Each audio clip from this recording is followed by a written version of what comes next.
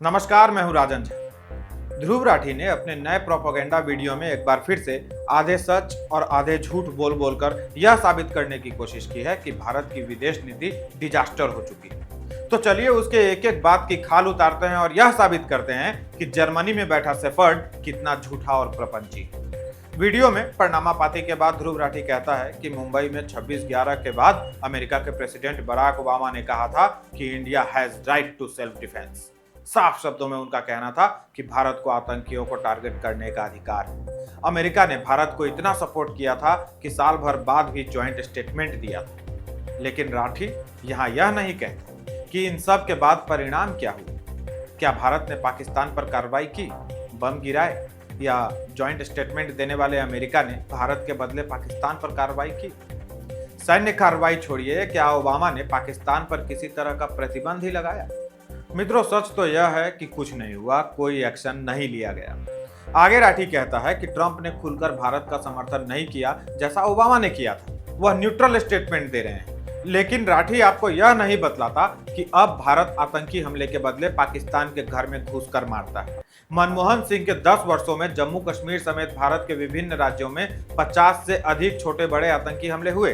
अधिकतर में पाकिस्तान का हाथ था, लेकिन हमारे सैनिकों के हाथ बंधे थे, जो मोदी के आने के बाद खुल गए। तब लोगों ने जाना कि भारत भी सर्जिकल स्ट्राइक और एयर स्ट्राइक कर सकता है। अब भारत ज्वाइंट स्टेटमेंट नहीं देता, ब्रह्मोस देता है सीधा।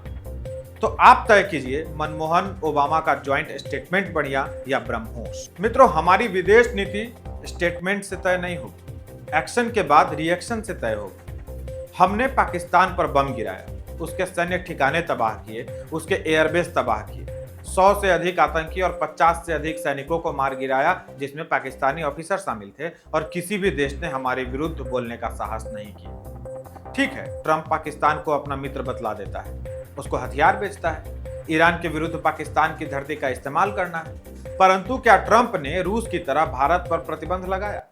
ट्रंप को छोड़िए, तुर्की जो पाकिस्तान की मदद कर रहा है, उसी ने भारत पर किसी तरह का प्रतिबंध लगाया?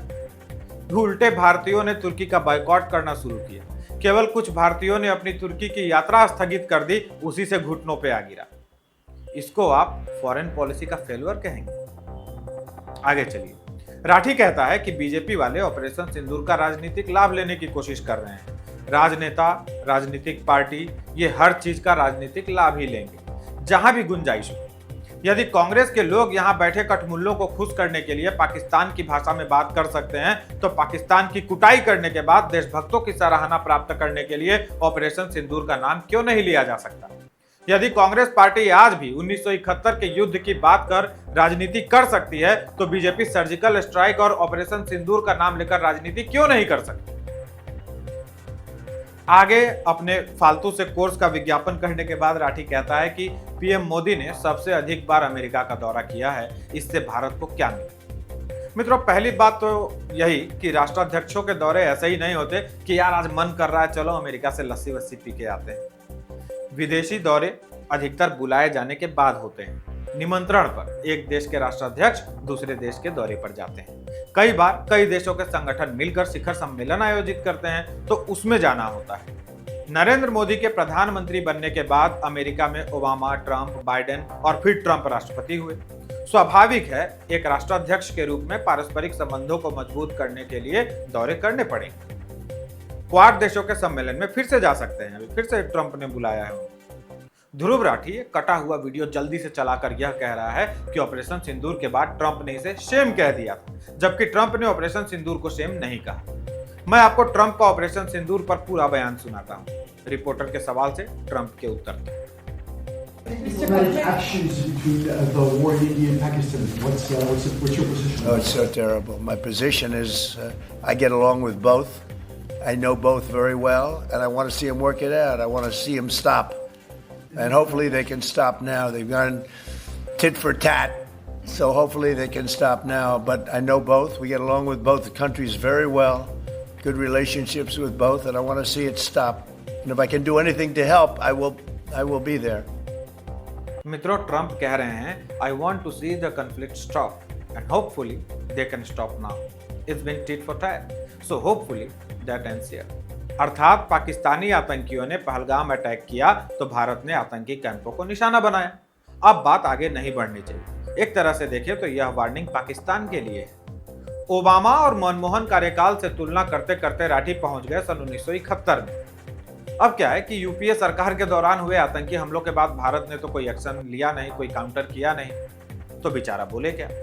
तो जो काम कांग्रेसी करते हैं वही इसने भी किया, सीधा पहुंच गया इंदिरा गांधी के पास 1971 में। राठी ने कहा कि इंदिरा गांधी ने पाकिस्तान के 2 टुकड़े कर दिए, लेकिन राठी ने यह नहीं बतलाया कि इससे भारत को क्या मिला। हमारी सेना ने 93,000 पाकिस्तानी सैनिकों से सरेंडर करवाया था। भारत के भी 54 सैनिक पाकिस्तान के पास थे, जिसको बाद में लापता घोषित कर दिया गया। हमने 93,000 सैनिकों को पाकिस्तान के हवाले कर दिया, लेकिन अपने 54 सैनिकों को भारत नहीं ला सके। यह ध्रुव राठी नहीं बतला। मित्रों, हम चाहते तो इस शानदार जीत के बाद सैनिकों के बदले पीओके ले सकते थे, नहीं लिए। राठी को बतलाना चाहिए कि किसके दबाव में नहीं लिया। राठी कह रहा है कि अमेरिकी युद्धपोत भारत की तरफ बढ़ रहा था, फिर भी इंदिरा नहीं डरी। अरे भाई, रूस ने अमेरिका से कहा था कि यदि अमेरिका भारत की तरफ बढ़ा तो रूस को भी भारत की मदद के लिए आगे आना पड़ेगा। इसके बाद अमेरिका पीछे हट गया। इसमें इंदिरा गांधी की कोई बहादुरी नहीं थी। रही बात डर की, तो अमेरिका पाकिस्तान को आज भी सैन्य मदद पहुंचाता है, चीन पहुंचाता है, तुर्की पहुंचाता है, लेकिन भारत फिर भी सब पर भारी पड़ता है। अब राठी कह रहा है कि इंदिरा गांधी ने भारत पाकिस्तान मुद्दों को बायलैटरल कहा, यानी द्विपक्षीय कहा। पीएम मोदी लगातार यही कह रहे हैं कि हम किसी तीसरे देश की दखलंदाजी नहीं चाहते। ट्रंप को 35 मिनट तक टेलीफोन पर मोदी ने क्या कहा, यही तो समझाया। राठी ने आपको यह नहीं बतलाया कि G7 समिट में शामिल होने के लिए जब मोदी कनाडा पहुंचे तो ट्रंप मोदी को फेस नहीं कर सका। अमेरिका भाग गया और वहां से टेलीफोन किया कि कहीं मोदी को बुरा न लगे। यह है आज के भारत की ताकत, यह है भारत की डिप्लोमेसी। रही बात भारत पाकिस्तान के मुद्दे की, तो ध्रुव राठी को शायद पता नहीं है कि इस मुद्दे को पहले प्रधानमंत्री जवाहरलाल नेहरू यूएन तक लेकर के गए थे, मोदी नहीं। वीडियो के 9वें मिनट में राठी ट्रंप के बयानों पर फोकस करता है कि ट्रंप ने सीज फायर की घोषणा कर दी, ट्रंप ने ट्रेड का लालच दिया, ट्रंप ट्रंप ट्रंप। मित्रों, अपने कई वीडियो में मैं इसका उत्तर दे चुका हूं कि ट्रंप ने जो दावे किए उसका भारत की सेना ने खंडन किया, भारत की सरकार ने खंडन किया। सार्वजनिक रूप से पीएम मोदी भी कह चुके हैं कि पाकिस्तान की याचना के बाद ही भारत ने पाकिस्तान पर हमले रोके। कल ही परसों ट्रंप ने अपने नए बयान में यह स्वीकार किया कि उसने पाकिस्तान को समझाया था कि सीज फायर के लिए भारत से बात करो, अन्यथा तुम्हारा बहुत नुकसान होगा। हालांकि पाकिस्तान ने भी दोनों देशों के बीच सीज फायर कराने में अमेरिका की भूमिका को नकार दिया है। ध्रुव राठी ने आपको यह नहीं बतलाया, मैं बतला देता हूं। पाकिस्तान के उप प्रधानमंत्री इशाक डार ने पाकिस्तानी समाचार चैनल पर दिए एक इंटरव्यू के दौरान माना कि भारत ने पाकिस्तान के 2 बड़े एयरबेस नूर खान और शोरकोट पर हमला किया था। उन्होंने खुलासा किया कि 6 से 7 की दरमियानी रात जब पाकिस्तान जवाबी हमले की तैयारी कर रहा था, तभी भारत ने दोबारा एयर स्ट्राइक किया और नूर खान शोरकोट एयरबेस को नुकसान पहुंचाया। डार ने बताया कि भारत के हमलों के बाद सऊदी अरब के प्रिंस ने भारत से फोन पर बात करने का प्रस्ताव दिया था। फिर पाकिस्तान की हामी के बाद सऊदी अरब ने भारत को मनाने की कोशिश की। प्राइम मिनिस्टर ने ऑथराइज किया आर्म फोर्सेस को, डिटेल तय हो गई कि हमने क्या रोल आउट करना है, और वो हमने 4 बजे के बाद शुरू किया। ये उनकी फिर एक बदकिस्मती मैं कहूँगा इंडिया की कि उन्होंने 2:30 बजे फिर वही हरकत कर दी कि जी नूर खान एयरबेस पे, शोरकोट एयरबेस पे, 2 एयरपोर्ट्स पे उन्होंने फिर अटैक किए उसी रात को, 6 और 7 की दरमियानी रात को। तो वो उन्होंने जो कोशिश की, तो उसके बाद बाई दी वे उसके बाद विद इन 45 मिनट्स मुझे सऊदी प्रिंस फैसल साहब का फ़ोन आया और उन्होंने मुझे वही बात की कि ब्रदर आई जस्ट अंडरस्टूड कि जी आपकी बात हुई है रूबियो से और अपना am I authorize to talk to Jaishankar also and convey के you are ready there they stop. I say yes brother you can. और उन्होंने मुझे वापस फ़ोन भी किया, प्रिंस फैसल ने को 20-25 में फ़ोन किया कि मैंने जयशंकर साहब को ये कह दिया। तो बात यह है कि अगर ये उन्होंने अपना किरदार अदा किया है और वो क्रेडिट लेते हैं, 13 दफ़ा ले लें, 130 दफ़ा ले लें, हमें उसको वेलकम करना चाहिए। और प्राइम मिनिस्टर ने ऑथराइज किया। वीडियो में राठी एक ही बात को 4 बार दोहरा रहा है, पीएम की पुरानी बाइट लगा रहा है। यहां उसे पता नहीं चलता कि पीएम की यह बाइट इसके वीडियो की ही धज्जियां उड़ा रही है। पीएम की उस बाइट में वे कह रहे हैं कि पाकिस्तान के हमले के बाद भारत ओबामा के पास रोने जाता है। अरे पाकिस्तान जाओ ना। मित्रों, जब वही मोदी पीएम बने तो उन्होंने दिखा दिया कि पाकिस्तान के पास कैसे जाना है। नरेंद्र मोदी ने पीएम बनने के बाद पहले तो पाकिस्तान से संबंध सुधारने की कोशिश की, पाकिस्तान का दौरा भी किया। उस समय के पाकिस्तानी पीएम नवाज शरीफ को जन्मदिन की बधाई देने भी गए, सरप्राइज विजिट, जिसकी खूब आलोचना भी हुई। परंतु जब पाकिस्तानी आतंकियों ने उरी हमला किया तो पीएम मोदी ने सर्जिकल स्ट्राइक कर दी। पुलवामा में सीआरपीएफ जवानों पर हमला हुआ तब एयर स्ट्राइक किया और पहलगाम के बाद ऑपरेशन सिंदूर लॉन्च किया और बतला दिया कि कैसे अमेरिका नहीं पाकिस्तान जाना है। ध्रुव राठी ने कहा कि पीएम मोदी कहते थे हम पूरी दुनिया पर प्रेशर डाल सकते हैं। अब कहां गया वह प्रेशर? आईएमएफ ने पाकिस्तान को लोन दे दिया। मित्रों, पाकिस्तान की इकोनॉमी में 8,500 करोड़ का इजाफा नहीं हुआ लोन मिल जाने से, उसको इतने का कर्ज मिला है। और हम जापान से आगे निकलते हुए विश्व की चौथी सबसे बड़ी अर्थव्यवस्था बन जाए। कौन बेहतर होगा, इसका निर्णय आप कीजिए, अपने विवेक से कीजिए। दूसरी बात यह कि यदि आईएमएफ जैसी संस्था पाकिस्तान जैसे देश को यह जानते हुए कि वह आतंकवाद को बढ़ावा देता है, लोन पर लोन दे देती है, तो आलोचना किसकी होनी चाहिए? भारतीय विदेश नीति की या इन वैश्विक संस्थाओं की जो आंख बंद करके आतंकियों का वित्त पोषण कर रहे हैं? मित्रों, आगे ध्रुव राठी ने कहा कि तुर्की के राष्ट्रपति रजब तैयब एर्दोगन और पीएम मोदी इसके पहले G7 और G20 समिट में गर्मजोशी से मिल चुके हैं। पीएम मोदी पहले तुर्की गए, फिर एर्दोगन दिल्ली आए और इस दौरान पीएम मोदी और एर्दोगन लंबे समय तक हैंडशेक करते हैं और ऐसा लगता है दोनों नेताओं के बीच बहुत गहरी दोस्ती है। फिर भी भारत और पाकिस्तान के बीच जब तनाव हुआ तो तुर्की ने पाकिस्तान का साथ क्यों दिया? राठी सुनो, मुसलमानों में एक शब्द है उम्मा, इसका अर्थ पता करना, तुम्हारे प्रश्न का उत्तर मिल जाएगा। दूसरी बात, प्रश्न मोदी से नहीं एर्दोगन से होना चाहिए, क्योंकि धोखा पीएम मोदी ने नहीं एर्दोगन ने दिया है। लेकिन यहां राठी ने तुर्की और एर्दोगन का जिक्र इसलिए भी किया ताकि आमिर खान पर लगे दाग को धोया जा सके। मित्रों, ऊपर मैंने पीएम मोदी के पाकिस्तान दौरे का जिक्र कर दिया था, तब मुझे नहीं पता था कि राठी इस पर भी बोलेगा।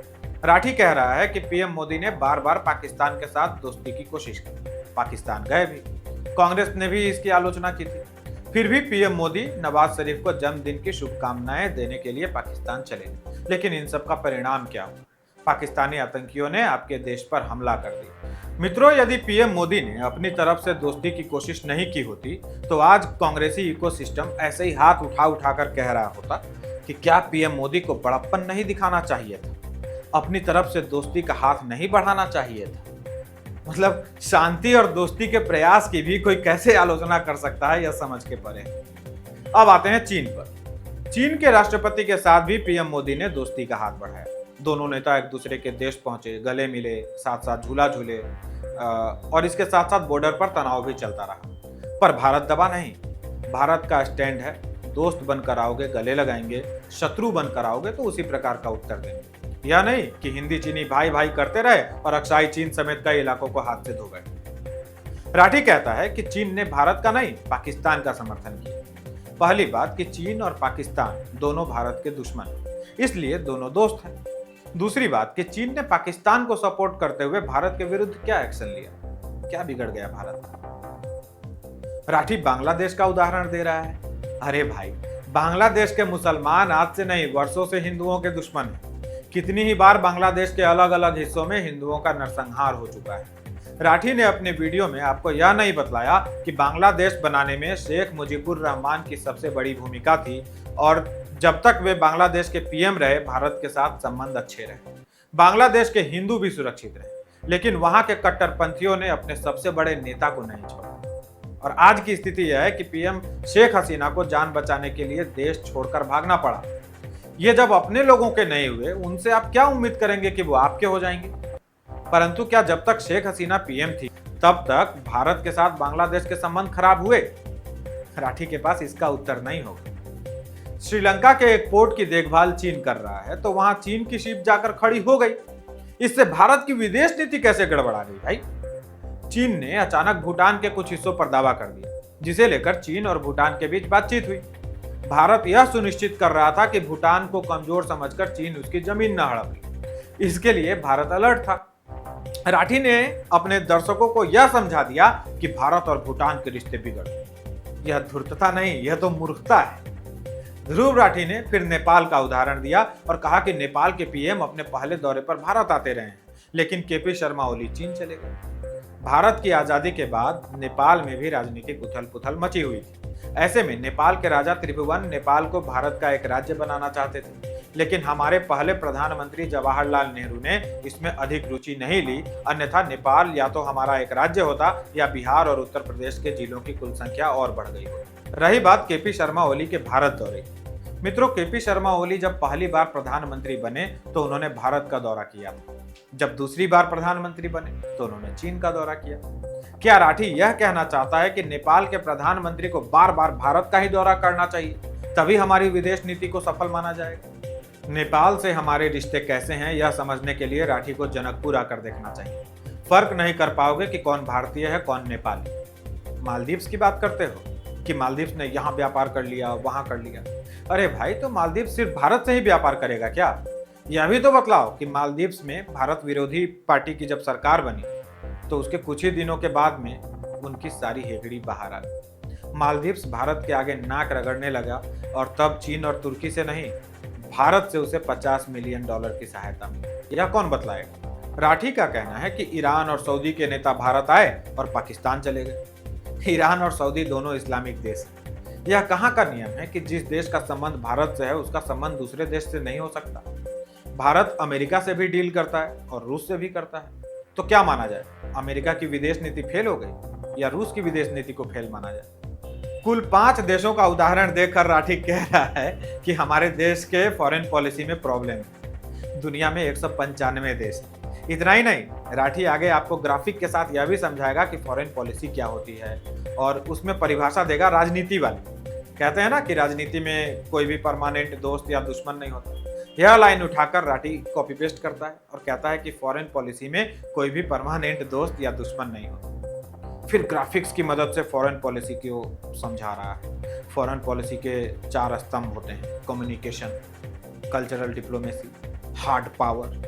और हार्ड पावर वाला जरूर इसने मेडिकल स्टोर पर हॉर्स पावर देखकर सोचा हो।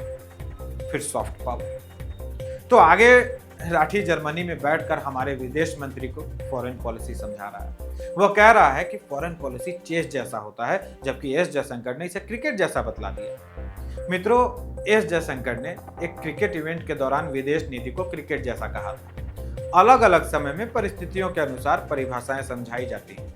एस जयशंकर ने विदेश नीति को क्रिकेट जैसा बतला दिया, इसका अर्थ यह नहीं कि उनको विदेश नीति का पता ही नहीं।